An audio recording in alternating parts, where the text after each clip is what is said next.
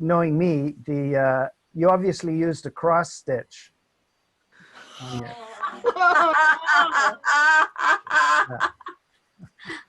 Anyway, so yes, as Beth said, it's my time to have a short Easter chat in as we go through this time, and I think it's my pleasure to zoomify.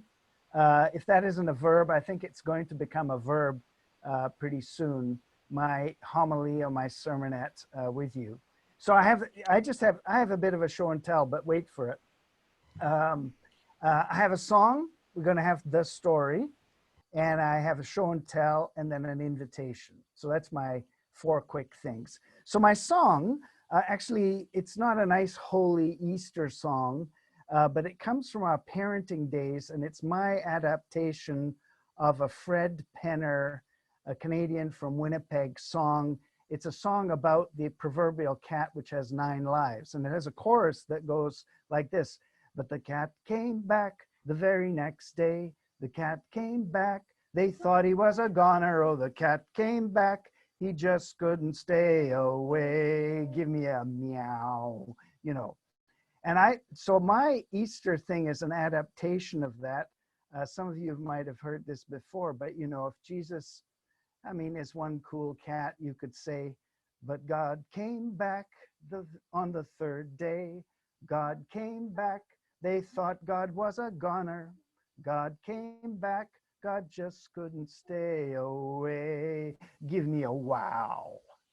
You could try, since you're all muted, why don't you sing it with me, and then you'll have my song, and then I'll go into the story. So God came back on the 3rd day. God came back. They thought he was a goner. God came back. He just couldn't stay away. Give me a wow. So that's my, that's my song. And that sort of, in my own way, gives us the basic script of Easter. The plot is this, that actually God, as strange as it may seem, came back. And I guess in the spirit of my rock and roll past, I would want to encourage you and say, I can't hear you, but I didn't. Actually, I just did. So that's the song. That's my Resurrection Easter song. The story, my chat has a script here. But, at Open Way, we like to follow the script, which is also known as the Bible. And so, Mary, if you can unmute yourself, I don't know if Beth has to do it. Luke 24:13-35, just before I do it, I love this story. This is a story of 2 people sort of dislocated in a COVID-19 time after the death of their friend Jesus. And they're walking along, trying to make sense of their new life. And Jesus kind of shows up incognito and joins them on their walk. And I just love this story. It's personal. It has movement. It's on the way. Even the Greek language has lots of movement in the verbs it uses. And best of all, it has an open-ended ending. A good ending of the story, but not completely all tied up. And don't you find that's the best kind of movie ending, at least for me? They resolve enough, but not too much. They leave the future a bit open or wide open. So just before she reads, if my chat was an Easter dinner, which we maybe are going to have in some form, and I was your server, I would encourage you in a dinner, perhaps in a French accent, perhaps, that this meal, this story is best enjoyed with you imagining yourself in the story. Imagine yourself a fine glass of wine and a glass full of imagination. Imagine yourself one of the 2 men walking on the road, and Jesus shows up incognito. Imagine, pay attention to how you feel. Okay, Mary, go for it. Now, on that same day, 2 of them were going to a village called Emmaus, about 7 miles from Jerusalem, and talking with each other about all these things that had happened. And while they were talking and discussing, Jesus himself came near and walked with them. but their eyes were kept from recognizing him. And he said to them, "What are you discussing with each other while you walk along?" And they stood still, looking sad. And then one of them, whose name was Cleopas, answered him, "Are you the only stranger in Jerusalem who does not know the things that have taken place here in these days?" And Jesus asked them, "What things?" And they replied, "The things about Jesus of Nazareth, who was a prophet, mighty in deed and word before God and all the people, and how our chief priests and leaders handed him over to be condemned to death and crucified him. But we had hoped that he was the one to redeem Israel. Yes, and besides all this, it is now the third day since these things took place. Moreover, some of the women of our group astounded us. They were at the tomb early this morning, and when they did not find his body there, they came back and told us that they had indeed seen a vision of angels who said he was alive. Some of those who were with us went to the tomb and found it just as the women said, but they did not see him." Then he said to them, "How foolish you are, and how slow of heart to believe all that the prophets have declared.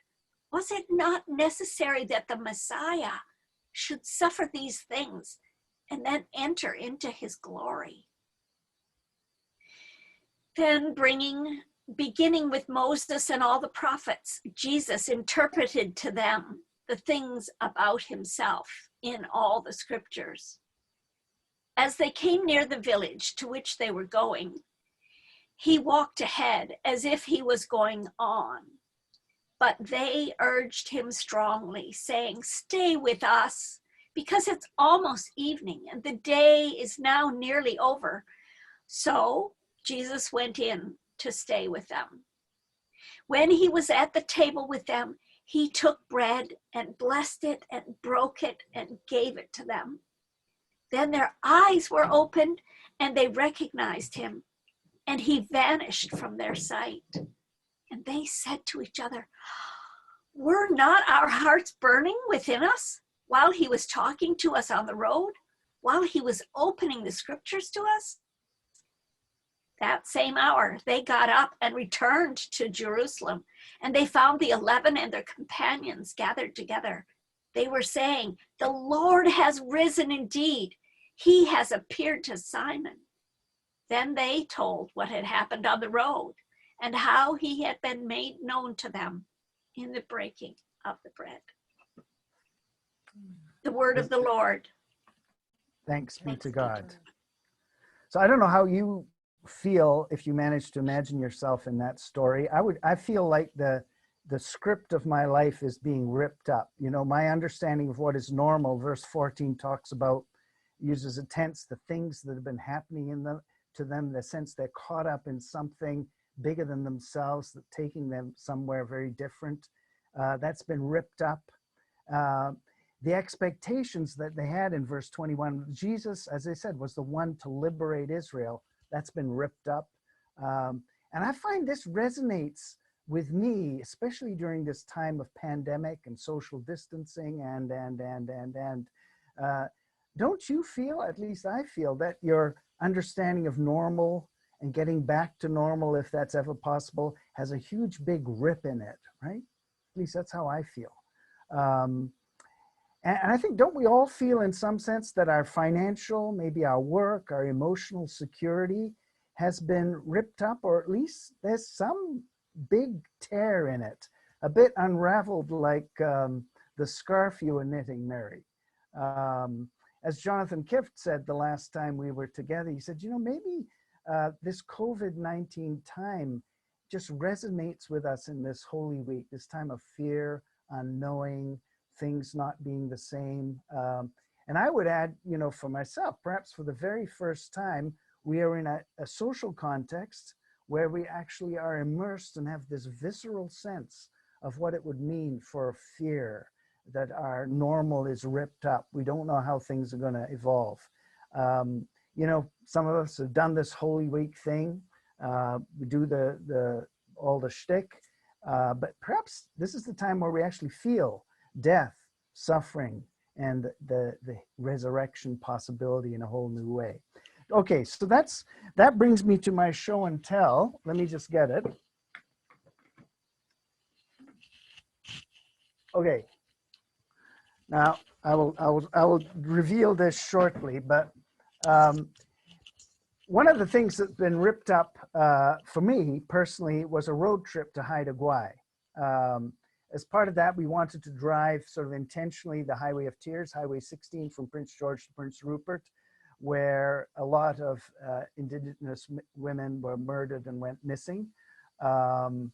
And I had some discussion about what it would mean to drive that intentionally with Jody Sparger, who some of you know. She's knowledgeable about it. She has friends whose mother has disappeared on that road. And she suggested, you know, that we take along a red dress, which is a thing, and you hang it up somewhere on that highway as just a marker, as a testament to, you know, the women who went, the murdered and missing Indigenous women. And so this, I thought, okay, it's a bit weird, but this white, older male was walking, actually talking to Jody on the phone, and I was going by the Sally Ann. I thought, well, now's the time. I'm going to go in their store. And it was weird, you know, you might be surprised to know that I normally don't go shopping for dresses, but I went into the store. I found what I thought was a nice dress, and I paid for it with a senior's discount, no less, and left. And then I told Jody, I said, you know, this made me feel very weird, just, you know, going in there. And she said, well, at least you were wearing a wedding ring. And I didn't have the guts to tell her right away. Actually, I wasn't, because my wedding ring, for some reason, is giving me an allergy. And it's my dad's wedding ring after he died that I wear in my right hand. So I kept thinking, I wonder what that teller at Salvation Army thinks about this older white male guy, probably unmarried, buying this kind of cute red dress. Anyway, that's my show and tell, because it's sort of thinking, what is it mean for me to do resurrection in the midst of this reconciliation discussion that we're in, project that we're in for generations. So that's my show and tell. So we've got a song, we've had the story, my show and tell, and which brings me, oh, I haven't showed it actually. So here's the nice red dress. I'll try and bring it up.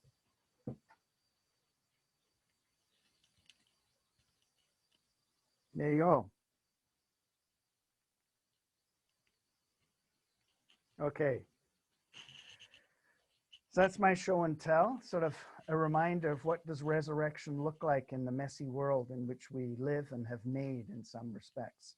But my invitation is this Easter, I invite you to let Holy Week and Easter help you rip up some of the old scripts that we've been noticing are being ripped up, that perhaps you have of God and faith, and receive the new script that the Easter Guard would like to write with you. So that's my invitation that I'm just ending on. You know, that let this season and resurrection rip up some of the old scripts you might have of God and faith and what it means to be on the way, and open yourself up to receive a new script for your good future that you will write along with the Easter God. So that's, now I don't know what your old scripts are that need to be ripped up. Perhaps it's the script that, you know, if only I do the right thing. It's a script's very hard to rip up. Believe the right things, participate in all the shared practices like at Open Way. Once I do all that, God will be, you know, fine with me. Perhaps that's need to be ripped up. Perhaps it's the script that a God who suffers and a God who dies is not really the strong God I could count on. And for me, as I get older, a God who does not suffer, a God who does not die, I have less and less interest in. So I don't know what your old scripts are, but let me invite you to consider a new script. I mean, you know, I have this script here, and in a sense, Easter says, what, Mark, are these scripts that you should rip up so that you can receive a new script from the Easter God? And this is the big idea, take a deep breath, that because of Easter, God says that our present is not wholly determined by our past, but our present is coming to us from God's good future. And the God who suffered and died and was raised from the dead, the resurrected Jesus, the Easter Jesus, stands in all our futures, personally and corporately, and in a sense says to us, I have suffered. I know what suffering's like. I died. I was raised from the dead. And I'm standing in your future, inviting you into it, that your future is actually wide open. Your future, Mark, is wide open. Your future open way is wide open. Come, let's write the good script of your new future together. So that's, I mean, it's a big idea that our present is not totally determined by our past, but comes to us from the future. And the resurrection really is the underlining of that. God's good future is coming to us in our present. And let's open ourselves up to that, whatever that might mean.